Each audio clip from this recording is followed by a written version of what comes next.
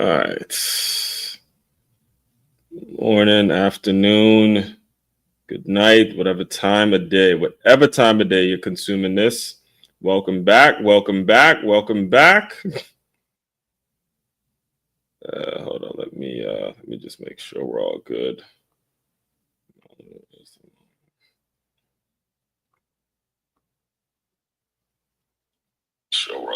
All right, Facebook, we're good.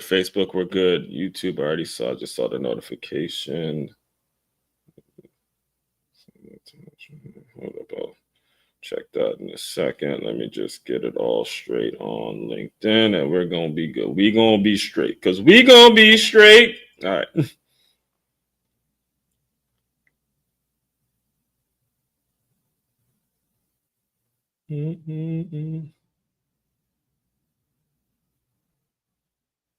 There it is. All right, cool. We're all good. LinkedIn, we're straight. Get it all. All right, real quick. Let me just get everything rolling for a second.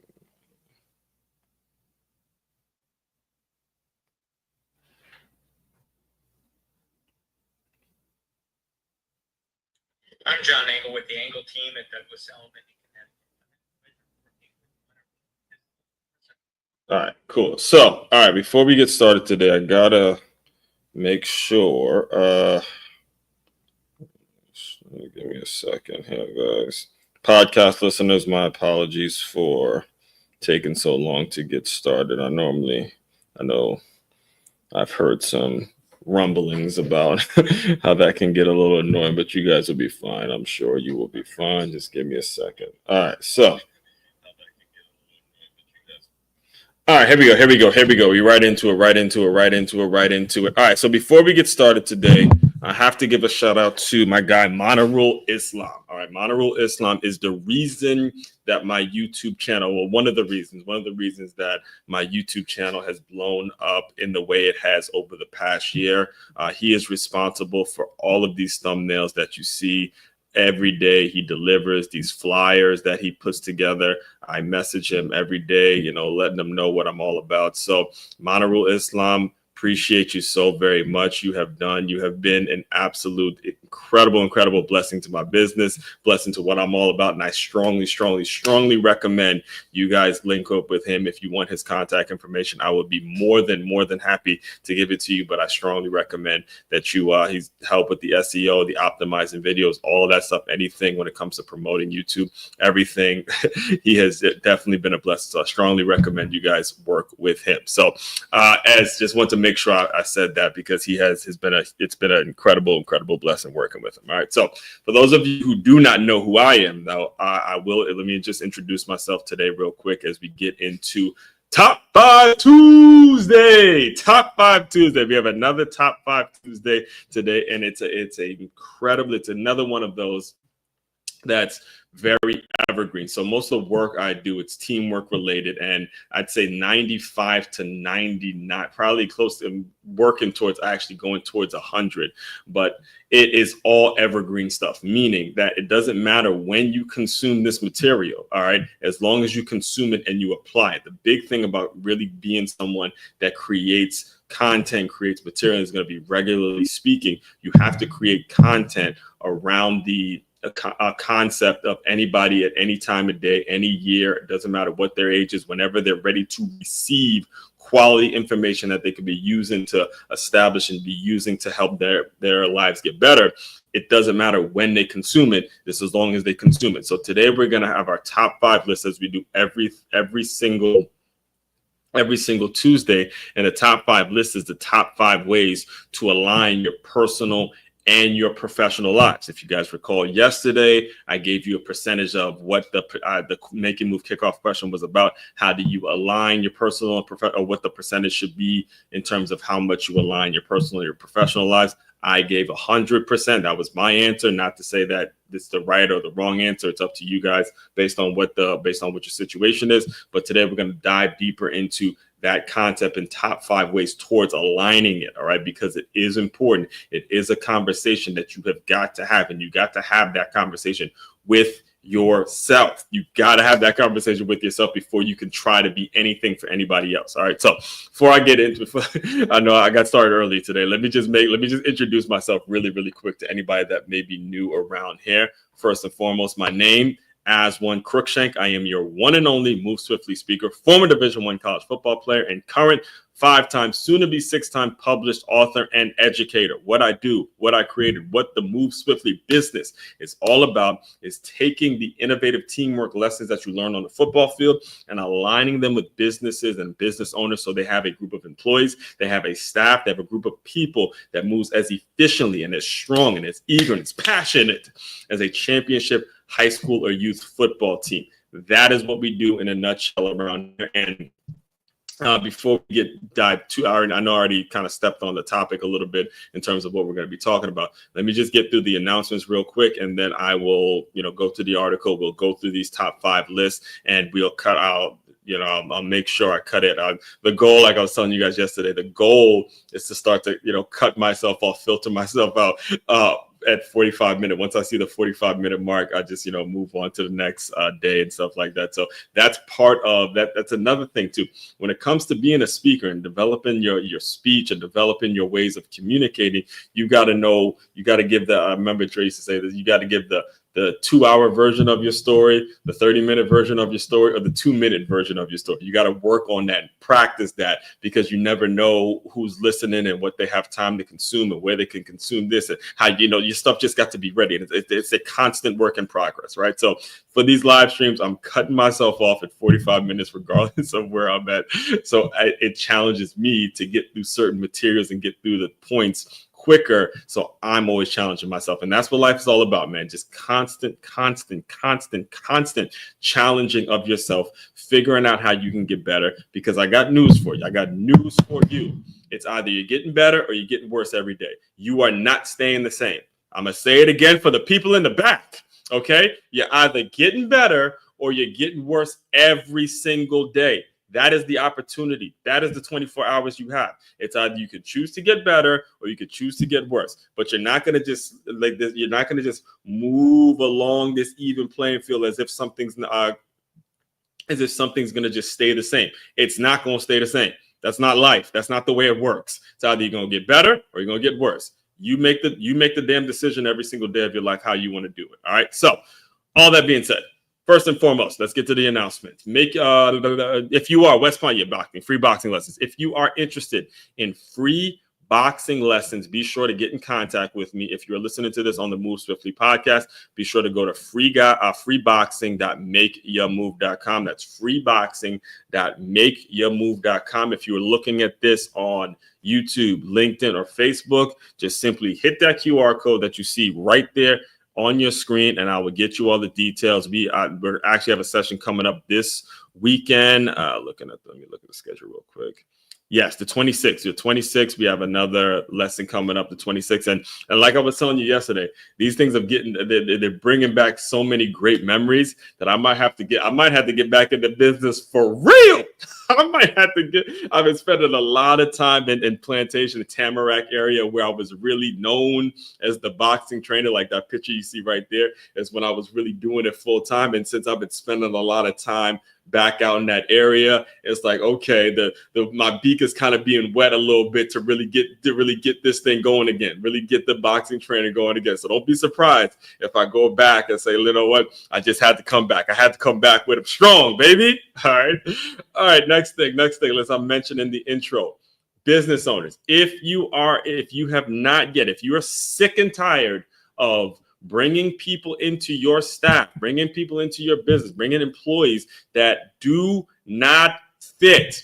Folks that do not fit, they're there simply to get a check. They're selfish. They have this mentality of it's all about me. How much you gonna pay me? I'm all about this me bullshit. If you're sick and tired of hiring that person, I need you to go to freeguide.makeyourmove.com. I can help you implement a system that filters out those people and get you straight in front of the folks that are there to take the initiative and do the things as if it is their company. Really take that approach towards their business, towards the towards their job. That's what the system is all about. And that's, like I mentioned to you in the intro, when it comes to building that organization that runs like a championship football team, that's what we had. Listen, I played for several of them. All right. I'm not just talking shit, right? Like, this is something I know. When you have that mentality in your organization, then people start making stuff happen. They start making stuff happen. All right. I love telling the story because it was a time that I listen, for those of you who don't know, I do a lot. I tune in and I listen to the Under Armour founder, Kevin Plank, a lot. I model a lot of the work I do around the way Kevin Plank built Under Armour. And I remember him saying on one of them interviews that, there was a new office or a new headquarters built in Chicago for Under Armour. And in fact, why am I talking? While I'm talking, let me look it up. And he had said Kevin Plank, the founder of it, he had absolutely nothing to do with it. Under Armour headquarters Chicago. Yep. Is this it? Yeah, this is it. Brand House. That was it. Brand House. Okay. Under Armour stores. Let me see if it's still around. Hold up real quick. Let me see. Is it? Under Armour first brand. All right, Under Armour. Let me see. Brand. It's called Brand House. Give me 1 second. Let me look this up because I want to make sure. It's no longer in business. Okay. But all right, we won't put it out there. But it's permanently closed now. But when it did open, I remember Kevin Plank saying, hey, there was a brand new grand opening or something in Chicago that he had nothing to do with. Now it says, so Under Armour celebrates grand opening flagship store. Oh, wait. Brand House officially grand December 7th. Brand House. All right, whatever. But at the end of the day, long story short, he was happy at the fact that there was something built in the Under Armour name that he as the CEO had nothing to do with. All right, so that's what I mean when I say building out a team or creating that staff that takes the initiative to get stuff done. Anyway, and then finally, Patreon. Tap into the Patreon. Make sure you tap into the Patreon link. We have something for everyone, whether it's we want to join at the preseason level, come in at the regular season level. We love to have you at the postseason level. We could build out a community in which we are holding each other accountable, and we're making sure we're doing the things to filter out the BS people that ruin companies, the mentality that ruins companies. All of that available. MakeYaMove.com. That's MakeYaMove.com. One-stop shop for your teamwork and your self-development needs. As you can see, if you are looking at this live, you can shop, you can join the Patreon, you can book me to speak, you can learn more about me, you can tune into another one of those fantastic episodes of the Move Swiftly podcast. It comes out every single day, and it is the #1 podcast on innovative teamwork for a reason. All right, let's get into our top five ways to merge your personal and professional life. Let me tell you, this list, again, it's part of a bigger theme that came from a book recommendation from my woman, my new world. Like, at this point, I don't know if I could say new, but we spent so much time together at this point. But she recommended several books to me. In fact, I'll show you one right here. It's in my backpack if I could find it. Yes. So she, one of the things that I make sure I do, especially if you're entering a new relationship, whether it is personal, whether it is romantic, whether it is professional, the thing I really take seriously is holding myself accountable. One of the things I genuinely would do, and this is regardless of the type of relationship that we're pursuing.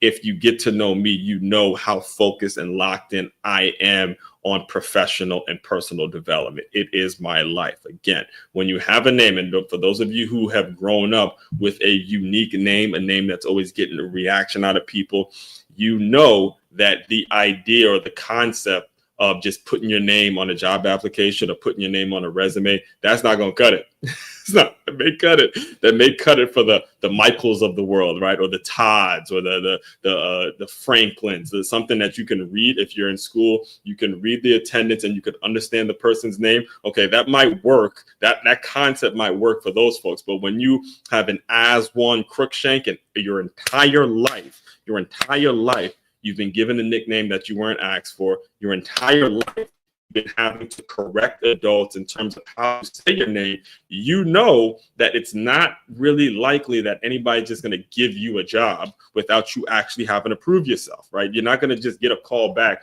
for some, typical 9 to 5 where they want, peace, and they want things to be normal and everything is nice and everything is, copacetic and, there's no problems. No. When you have a name like Aswan Cruikshank, you got to commit. You got to commit to personal and professional development, because that's the only way you're going to survive, straight up, right? So anyway, she recommended several books to me last week as I was really digging into the leads and getting a system together where I'm contacting my leads regularly. So she recommended Alex Hormozi's $100 million leads, and then she also recommended this book right here that I've been running through. In fact, I just saw he messaged me back on LinkedIn, so hopefully we'll get him on the show at some point. But I've been running through this one. It's been great. She recommended all those books to me, and it got me thinking about, okay, this is a great topic to dive into when it comes to that. How do you merge it? How does it work? What are the steps? What are the things out there that's going to teach a person, hey, this is the way you merge your professional life. This is the way you merge your professional and your personal life. And you figure out little things about a person that's going to make it so you two are connected. You two are connected in ways that other people cannot connect with. And again, when I'm talking, I'm not speaking strictly on romantic relationships. In fact, many times, there are just some absolutely incredible friendships and professional relationships that you can have that serve you in ways that a romantic relationship cannot. Obviously, in a romantic relationship, it's great because you guys can create. You're here to create kids. You're here to create new life. You're here to build community. You're here to just create. But again, if we all got on this type of thinking and made it so, hey, we're all working together, we're all trying to, create some sort of a positive outcome. If we can figure out the right alignment with the personal and professional life and get out of our comfort zone, we can solve so many of the problems that we see in this world, as opposed to what we typically see, where every time something goes wrong, I want to blame that politician. Oh, that's Trump's fault. Oh, that's Kamala's fault. Oh, that's Obama's fault. Oh, that's what you name the politician. We are always just going to figure out somebody else to blame and stay in our comfort zone and never take any accountability for the shit we do. And that's what we got to get away from. We got to get in this habit of personal, professional development. And when people call you out on you, and trust me, listen, and this is what I'm telling you, even this weekend, one of the couple of things that I was saying to her, and when she called me out of my bullshit and said, hey, yeah, stop being that word, stop being that thing that ends in a that starts with a P, ends you with a SSY. Like, stop being that thing and go get yourself together. Go call this one, go do this, go do that. And that's what it's all about. People that will call you, and I do the same with her, right? People that will call you out on your BS. That's important. All right. So all that being said, let's get into the top five ways to merge your personal and professional life by Aswan Cruikshank. And as you can see, I've officially stopped letting the thing play. I'm going to just read it out loud with you guys, for you guys to hear. So if you're listening to this on the Move Swiftly podcast, I am now starting the article. Again, follow me on medium.com. Be sure, by the way, too, to like, comment, and subscribe to the channel. It helps build out the algorithm. It helps get the information that I provide, the absolutely great, insightful, important information that I provide. It helps get it out to the right folks, and again, continue to solve the problem. So like, comment, share, and comment, do whatever you have to do to get it to the right people. So here we go. Top 5 Tuesday, Move Swiftly Sports Marketing. If you've been rocking with me for any length of time, you already know what day it is. Top 5 Tuesday. Every week, I drop a list that's either rooted in something relevant, something personal, or something evergreen that'll still hit even if you stumble on it a year from now. And today's list, this one's personal and evergreen. Top 5 ways to merge your personal and professional life. Let's face it, most people are told keep work and life separate. Very true, shouldn't happen. But if you want to grow in both areas, the key isn't separation. The key, it's synergy. Here's how to make it happen. Number one. Here's the top 5 list. Number 1, physical activity. Sweat builds bonds. Sweat builds bonds. Let me put that right there. This is number 1. All right, number 1 is physical activity. Physical activity. Let's dive into this. Let's dive into this a little more. Physical activity. All right, so this one, now again, all right, and I'll say it, I'll preference it before I get into my reasoning for physical activity being number 1. I'll preference it by explaining to you, look, I've been in fitness for a long, long time. Right? I've been doing this since I was a kid. My mother is the one that actually would wake my ass up and have me run with her in the morning. A lot of it has creeped up into my adult life to the point where if I don't take my run in the morning, I am one grumpy son of a bitch, right? I can't live without some working out. So I get that everybody doesn't have that time or everybody hasn't committed to it like I've committed to it. I'm with you 1000%. I understand. All right. But as I read through this, understand the power in physical activity because of the way it breaches and gets you out of the comfort zone that too often you get too comfortable being comfortable. All right. And that ultimately ruins you. All right. So listen to a couple of these stories. I'll run through this real quick as we get into the next phase. All right, so physical activity, sweat builds bonds. This one might not be my personal favorite, but it's still the most powerful method on the list. There's something about moving your body, whether it's a gym class, a hike, or a kickboxing session, that accelerates trust and connection. Physical discomfort creates vulnerability, and vulnerability builds strong, honest relationships. When I was a trainer at 9 Round, I coached a woman who walked into the gym quietly dependent on her husband.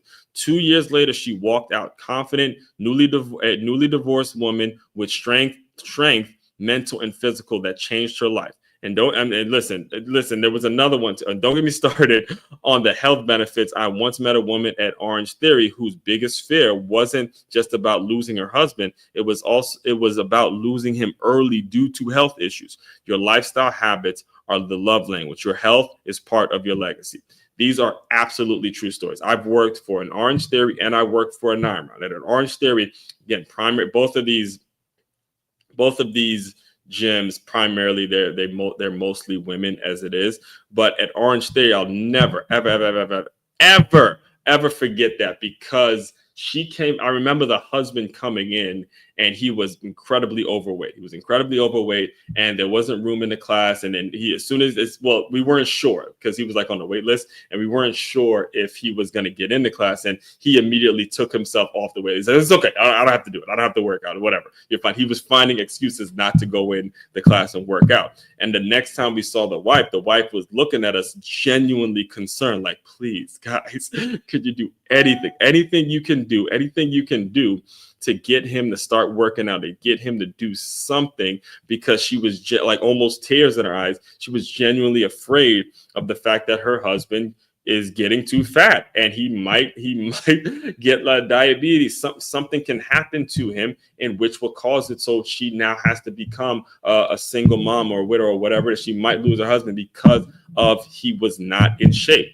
This is important stuff. And now when I went from Orange Theory to 9 Round, I mean it. There was another lady there who she signed up really quiet, and then I'm not going to put her name out there, obviously, but if she might connect on who I'm talking about, or if you knew me at 9 Round, you might connect on who I'm talking about when I tell you. She came in all like really gothic looking, like black hair, and she came in with a friend and signed up and literally dependent on everything. Had 3 kids and was dependent on everything. Didn't work. Everything she had was tied into the husband. So stuff went down. Husband wasn't faithful. Yada yada yada. Blah blah blah. They end up divorcing, and and I used to sit because I was the trainer, the trainer / therapist and shit like that. Because I used to have to be subjected to the conversations that she would be having with her friends about dates that she was going on, as she was moving on. And if I could tell you the confidence she was having, just the strength and how well her body was put together, all of that stuff is important. So physical activity, again, it builds these bonds because it creates this essence. And like I said in the article, you Yeah, the vulnerability. It creates a discomfort and a vulnerability that builds strong and honest relationships because you're exerting so much. All right. So, number one, easily, in my opinion, physical activity. Now, number two, let's get right into number two, because this one is kind of what created the. Let's do it. Let's do that. Hold on, let me delete a few of these banners here. All right, books. Read with intention. Let me read it out loud real quick. Podcast listeners, I am reading directly from the article now. Books. No, I'm not talking about the dry textbooks your teacher forced you to read in high school. I'm talking about books that align with your goals, values, personal growth. Oh yes, all right. So one that shifted my entire perspective was Transformational Speaking by Gail Larson, a Toastmasters mentor recommended to me when I casually mentioned relationships during a speech. The book taught me that relationships aren't just emotional or physical, they're intellectual too. When you and your partner read together or even just share recommendations, you elevate your bond. You're not just connecting on vibes, you're connecting on vision. Let me look up this book just so you guys get clear on this. This was before I wrote anything, before I was published. Let me look it up. So if you're listening to this on the Move Swiftly podcast, I'm looking up Gail Larson's Transformational Speaking. All right. And she has a whole brand out there on it, Transformational Speaking online, the whole nine. Look at the amount of testimonials and the amount of things that she has built. And this was before I built out my platform and before I started, really looking in and seeing how people are building out their business. All right. So let me just tell you how this book was recommended to me. I was doing, like I mentioned, I was doing a Toastmasters speech. I was practicing. Shout out to Maurice Fuller, I believe it is. If you're listening, shout out to Maurice, because this was back when I was in Plantation and I joined Toastmasters, and the Toastmasters meetings was held at this place called Universal Truth Center in Miami Gardens. And, Maurice was kind of like the local mentor, and he was the one really helping people develop their speech and all that kind of stuff. Right. So what happened was I would practice my speech with him over the phone, and there was something I mentioned so you only get like 6 minutes to give a speech with Toastmasters. And there was something I mentioned about relationships. And then he went on a tangent. He goes, man, there are people who study relationships. They make relationships their life work, and they do this and they do that. And then he recommended this book right here that I'm looking at on the street. It's called Transformational Speaking by Gail Larson. And he told me, he goes, look, I recommended that book to people, and by the time they get to chapter 7, they say they don't want to be a public speaker no more. They say, I'm good.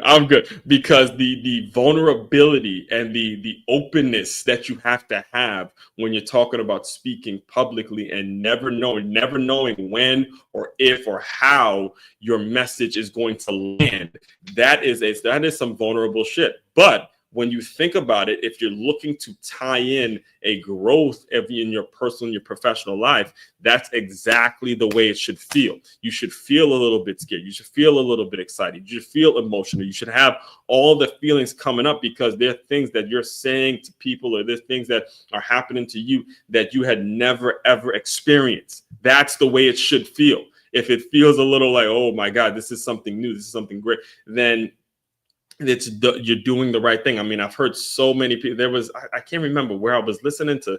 Yeah, where was I? Oh my God, I can't remember where I was. I was just oh my God, it's gonna come to me. Yes, I was at a Starbucks this Saturday. All right, this was literally when I was writing this article. It sounded like there was two people next to me, and it sounded like they were on a first date just because I was overhearing a conversation. They were literally right next to me. It sounded like they were on a first date or something like that.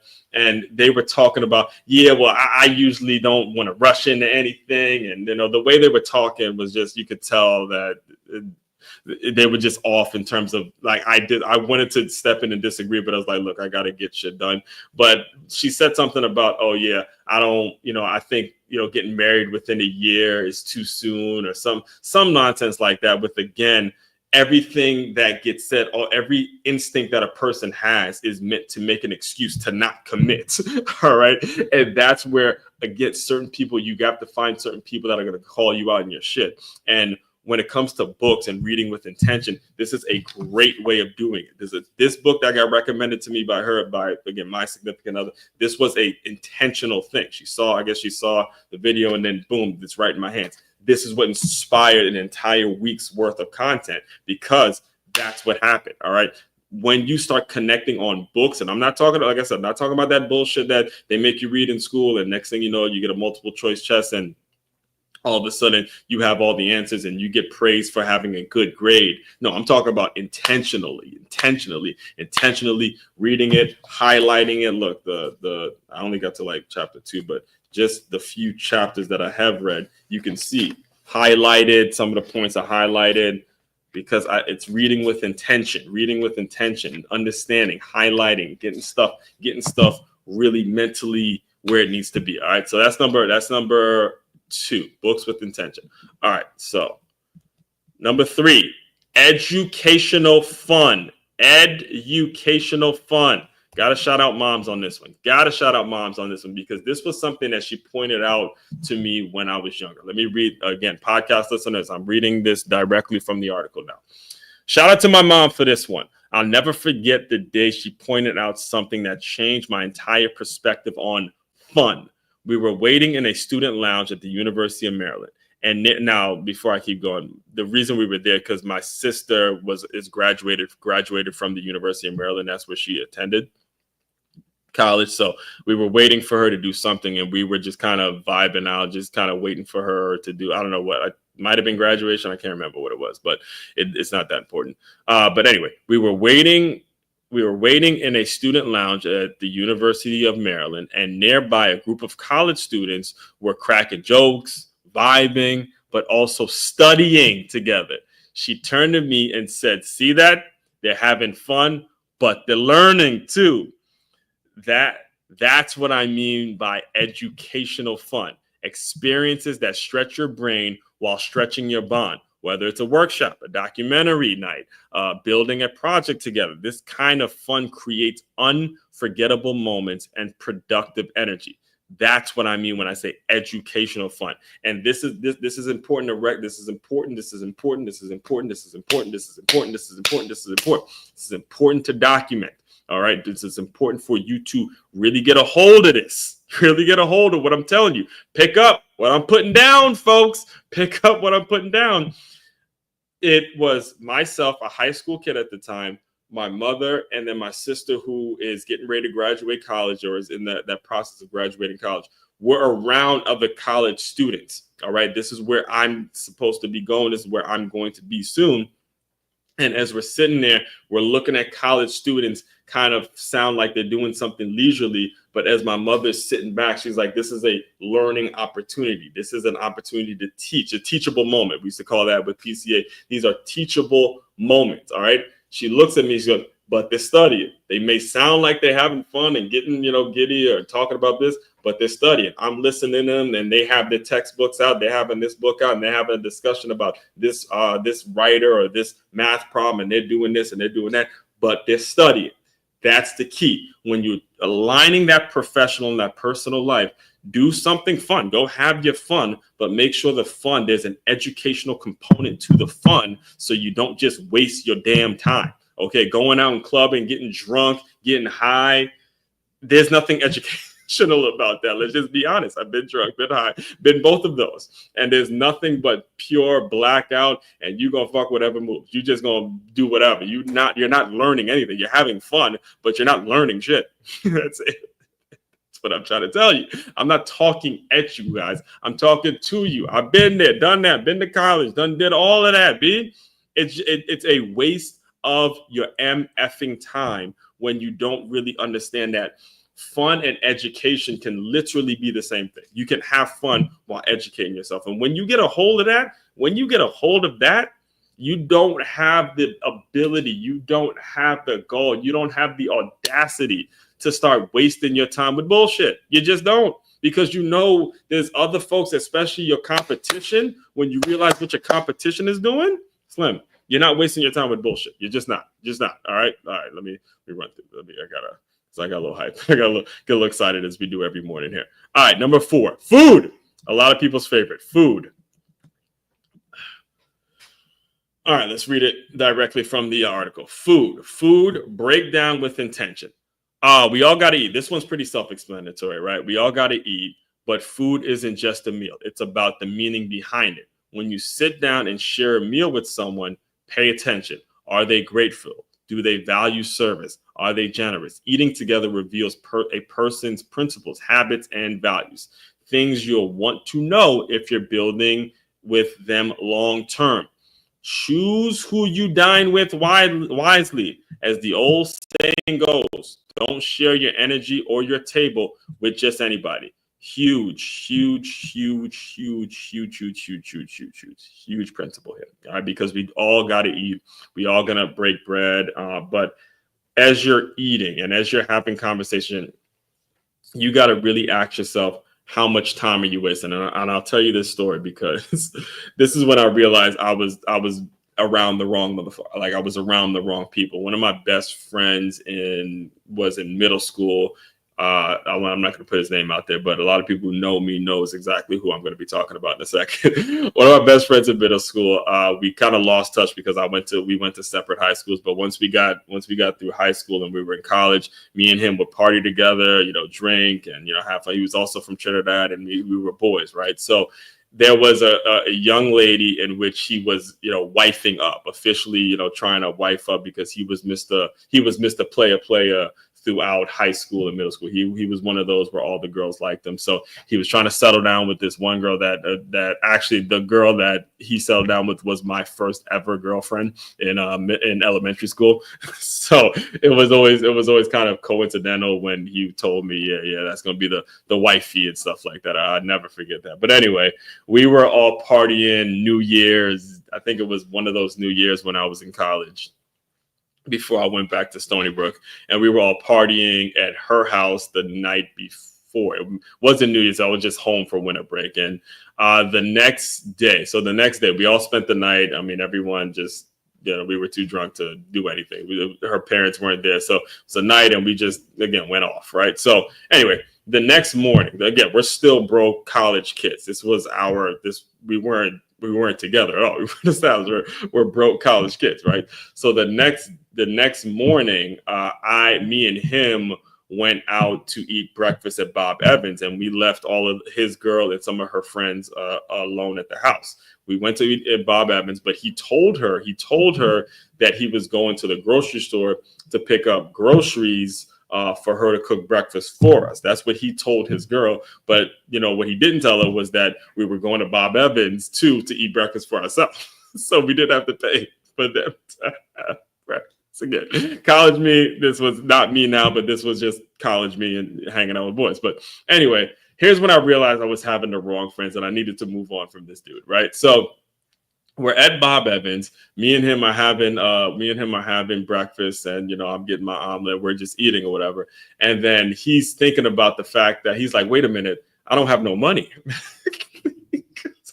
His girl calls him, and we're sitting in Bob Evans having breakfast, and he's telling his girl, oh, well, no, we're not in Bob Evans. No, we're not eating Bob Evans. We're about to go to the grocery store, pick up all the stuff for the groceries or whatever.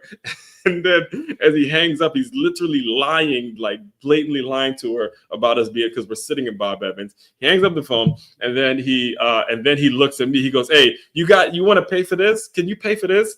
And I'm like, oh, shit. See, now, not only am I driving, but also I'm having to pay for breakfast and shit like that. And that's when I realized, okay, we gotta move on. We gotta wrap it up with this dude. So what ended up happening is we ended up going to the grocery store. He picks up the cheaper stuff, which is just some eggs, and then she ends up cooking breakfast again when we get to that. So we had 2 breakfasts. We had the breakfast at Bob Evans, and then we had the breakfast that she cooked for us too. So it is what it is. It's just that's just what I mean when I say breaking bread. And if food, obviously you have to do, but making sure you're doing it with intention. All right. So final one. And this one is going to be very, very short and sweet, very not much talking needed for this one because it is a personal favorite of mine, me being the sports guy. But sports, in my opinion, is, like it says right here on the screen, the ultimate connector.